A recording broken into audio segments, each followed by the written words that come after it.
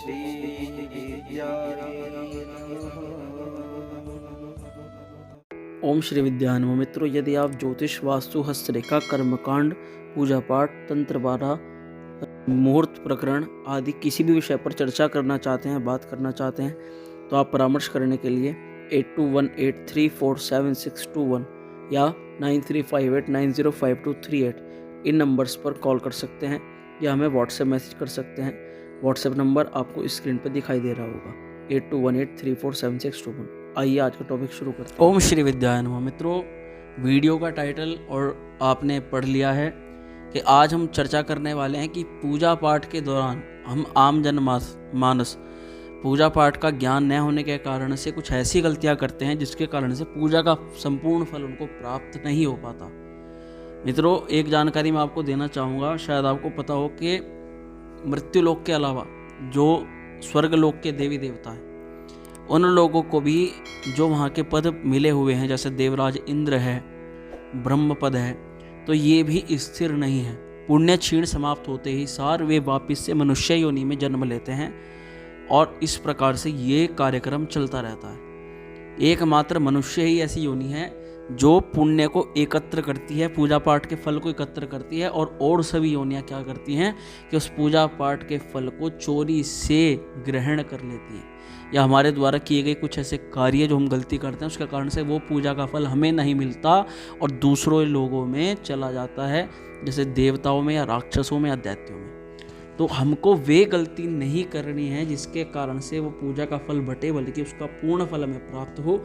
उसी के बारे में आज हम अपनी इस वीडियो के अंदर चर्चा करने वाले हैं। तो मित्रों, आइए बहुत ज्ञानवर्धक बात आज अपनी वीडियो में शुरू करते हैं। घर में नियमित रूप से पूजा पाठ करने से देवी देवताओं की कृपा बरसती है। पूजा पाठ के भी कुछ विशेष नियम होते हैं और इनका पालन न करने से पूजा का फल नहीं प्राप्त होता है।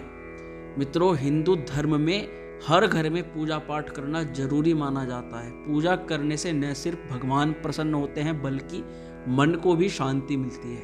कहा जाता है कि जिस घर में नियमित रूप से पूजा पाठ होती है वहाँ देवी देवताओं की कृपा बरसती है। उस घर के सदस्यों के काम में किसी भी तरह की कोई बाधा नहीं आती है। हालांकि पूजा पाठ के भी कुछ विशेष नियम होते हैं और इनका पालन न करने से पूजा का फल नहीं प्राप्त होता या आंशिक फल प्राप्त होता है। कई बार गलत तरीके से पूजा पाठ करने से वास्तु दोष भी लग जाता है। अब हम जानते हैं कि पूजा के वक्त किन बातों का विशेष ध्यान हमें रखना चाहिए। तो मित्रों, पहले नंबर पे पूजा करते समय भगवान को फूल चढ़ाना शुभ माना जाता है। कुछ फूल देवी देवताओं को विशेष रूप से प्रिय होते हैं और कुछ फूल चढ़ाते समय इन बात का ध्यान रखें, जैसे दुर्गा माँ को लाल और विष्णु भगवान को पीले रंग के ही फूल चढ़ाएं। पूजा में किसी भी बासी फूल को नहीं चढ़ाना चाहिए, यह अशुभ माना जाता है। पूजा में इस्तेमाल कलश या जल के लोटे को हमेशा ईशान कोण में ही रखना चाहिए। ईशान कोण आप देख लें कि आपके पूजा घर का ईशान कोण क्या बैठ रहा है। अगर यदि आपको जानकारी नहीं तो आप नीचे दिए गए नंबर पर कॉल करके जानकारी प्राप्त कर सकते हैं। दीपक और कलश को एक दूसरे के बिल्कुल पास कभी नहीं रखना चाहिए, वरना इसके दुष्प्रभाव झेलने पड़ते हैं। नंबर 3, पूजा हमेशा आसन पर बैठकर के ही करनी चाहिए। आसन पर बैठकर पूजा ना करने से इसका फल हमको प्राप्त बिल्कुल भी नहीं होता मित्रों। इसलिए आसन की बहुत बड़ी महत्ता है। आसन के रंग का चुनाव आपको अपनी राशि के हिसाब से करना चाहिए। अपनी राशि के हिसाब से आसन के चुनाव की जानकारी के लिए आप नीचे दिए गए नंबर पर कॉल करके अपनी जानकारी प्राप्त कर सकते हैं। पूजा करते वक्त हमारा मन बिल्कुल शुद्ध होना चाहिए, गलत विचार नहीं आने चाहिए। उसके वक्त कोई भी बुरे विचार मन में नहीं आने चाहिए। पूजा का फल तभी मिलता है जब हम बिना किसी स्वार्थ के मन लगाकर भगवान की पूजा करते हैं। भगवान के भजन कीर्तन या आरती के दौरान हर तरीके से वहाँ उपस्थित रहें।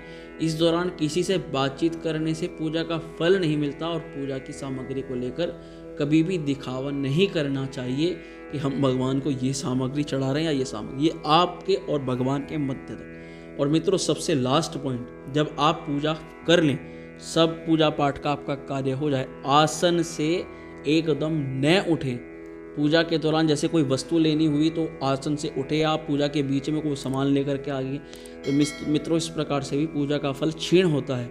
तो आपको क्या करना है कि आसन के नीचे 2 बूंद या चम्मच से जल गिरा करके आसन उठाकर उसके नीचे गिराकर और उसका आपको तिलक करना है कन्नी उंगली के बराबर वाली उंगली से, और उसका मस्तक पर तिलक करना और बोलना है ओम शक्राय नमः इंद्रचूराय नमः। मित्रों, यदि आप ऐसा नहीं करते हैं तो ये पूजा का फल इंद्रदेव चुरा लेते हैं, ऐसी मान्यता है।